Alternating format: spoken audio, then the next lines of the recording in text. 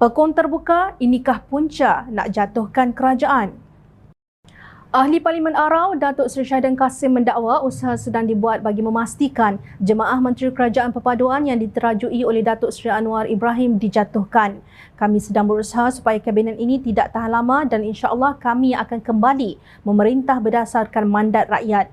Parti yang menang besar ialah anggota daripada PN iaitu PAS, katanya menurut laporan Malaysia Kini 4 Disember lalu. Mandat rakyat apa yang beliau merepek ni? Perikatan Nasional baru sahaja kehilangan satu lagi penyokong apabila Parti Solidariti Tanah Air (KU) STAR mengambil keputusan meninggalkan gabungan itu yang disertainya sejak awal 2020. Perkara tersebut disahkan oleh Presidennya Datuk Dr. Jeffrey Kitingan. Jom Channel hairan apabila Perikatan Nasional begitu bersungguh-sungguh mahu menjatuhkan kerajaan yang sudah disahkan oleh Yang di-Pertuan Agong Al-Sultan Abdullah Riayatuddin Al-Mustafa Billah Shah. Adakah kerana Perdana Menteri membatalkan kelulusan projek tebatan banjir bernilai 7 bilion ringgit hari ini? Anwar mengarahkan kelulusan mutakhir projek tebatan banjir berjumlah 7 bilion ringgit daripada keseluruhan peruntukan sebanyak 15 bilion ringgit yang dilaksanakan melalui rundingan terus tanpa proses tender diteliti semula. Jumlah ini bukan kecil atas alasan umpamanya membantu menyegerakan langkah tebatan banjir, tetapi ada masalah apabila peraturan tidak dipatuhi dan ada upaya umpamanya mencari kesempatan. Ini amat dikesalkan dan saya berterima kasih kerana Pegawai Kanan Kementerian Kewangan bersama dan tidak selari dengan maksud ini, tetapi pada ketika itu hanya mengikut arahan, katanya pada sidang media hari ini. Tengku Datuk Seri Zafrul Abdul Aziz masa masih menjadi Menteri Kewangan berkata peruntukan sebanyak 15 bilion ringgit itu dibuat Perdana Menteri ketika itu Datuk Seri Ismail Sabri Yaakob dan dibentangkan bersama Kementerian Alam Sekitar dan Air. Projek tebatan banjir menjadi kontroversi sebelum pilihan raya umum ke-15 apabila Timbalan Presiden Keadilan Rafizi Ramli mendakwa kasar menganugerahkan projek seumpamanya yang bernilai 2 bilion ringgit secara rundingan terus ketika Parlimen sudah dibubarkan. Menteri Kasar ketika itu ialah Timbalan Presiden PAS Datuk Seri Tuan Ibrahim Tuan Man. Beliau mendakwa kenyataan Rafizi adalah fitnah dan telah mengarahkan peguamnya memfailkan saman fitnah terhadap ahli Parlimen Pandan itu. Pada 15 November lalu, Ketua Polis Kuala Lumpur Datuk Azmi Abu Kassim mengesahkan pihaknya ada menerima laporan polis berhubung kes berkenaan. Menurut beliau, kes dirujuk kepada Suruhanjaya Pencegah Rasuah Malaysia SPRM untuk tindakan lanjut. Sebelum itu dikatakan laporan polis dibuat oleh sebuah NGO pro-PAS Gerakan Pembela Ummah menerusi pengerusinya Muhammad Zain Mustafa di Ibu Pejabat Polis Daerah Dang Wangi pada 11 November lalu.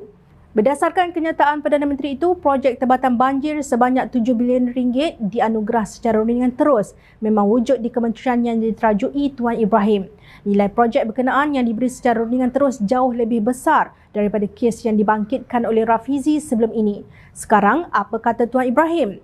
Sementara itu, Menteri Besar Kedah Datuk Seri Muhammad Sanusi Mat Noor dalam satu ceramah kempen Perikatan Nasional di Padang Serai mempersoalkan kenapa Anwar menegur Tan Sri Syed Mukhtar sedangkan beliau bukan hartawan terkaya di negara ini.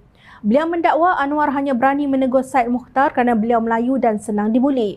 Menyanggah kenyataan pengarah pilihan raya PAS itu, Anwar Ibrahim menegaskan kerajaan mengarah syarikat padi beras nasional Berhad Bernas berkongsi keuntungannya dengan pesawah miskin bukan bertujuan merobohkan empayar perniagaan Syed Mukhtar. Anwar menjelaskan perbincangan dengan Syed Mukhtar telah diadakan sebelum keputusan berkenaan dibuat dan jutawan tersebut bersetuju memperuntukkan 10 juta ringgit kepada pesawah miskin bulan ini dan 50 juta ringgit pada tahun hadapan. Pemimpin bercakap soal Islam Melayu berdegar-degar, tapi bila kata nak pulangkan sikit kepada pesawah padi, pemimpin itu nak pertahankan juga tauke yang besar, bidas Anwar. Menurut laporan media, Syed Mukhtar menguasai 92% saham Bernas yang diperolehinya pada 2014 daripada Datuk Seri Syahidan Kassim dan ahli perniagaan Tan Sri Tan Boon Seng. Untuk jamin masa depan petani pesawah ini, saya ambil langkah untuk berunding dengan Syed Mukhtar dan cuba bantu. Saya tak faham kenapa ini jadi masalah. Apa yang jadi masalah sangat ini dalam negara? Apa yang nak dipolitikkan? Bidasnya. Menurut Anwar, isu membabitkan Bernas telah berlarutan selama beberapa dekad dan sudah tiba masanya untuk menyelesaikan perkara yang mendesak itu. Dah berpuluh tahun dah Bernas ini. Kali pertama saya kata enough is enough, ujarnya. Kata Anwar, beliau akan berunding sedaya upayanya selagi ada kuasa untuk memberi faedah kepada pesawah padi miskin. Jeritlah skuad manapun Melayu dan Islam, tapi nasib orang Melayu yang miskin tak terbela, tak ada makna bagi saya, tegas Anwar. Kerajaan nak tolong petani miskin, mengapa Muhammad Sanusi koyak? Adakah pada pandangannya kerajaan harus meminta taukid judi nombor ekor untuk hulur peruntukan kepada petani miskin? Buat projek bernilai 7 bilion ringgit secara ringan terus, Muhammad Sanusi diam. Beri peruntukan 10 juta ringgit kepada petani miskin secara terbuka, pemimpin PAS ini berteriak membantah. Kebebalan apakah ini? Ingat, rakyat sentiasa memerhati.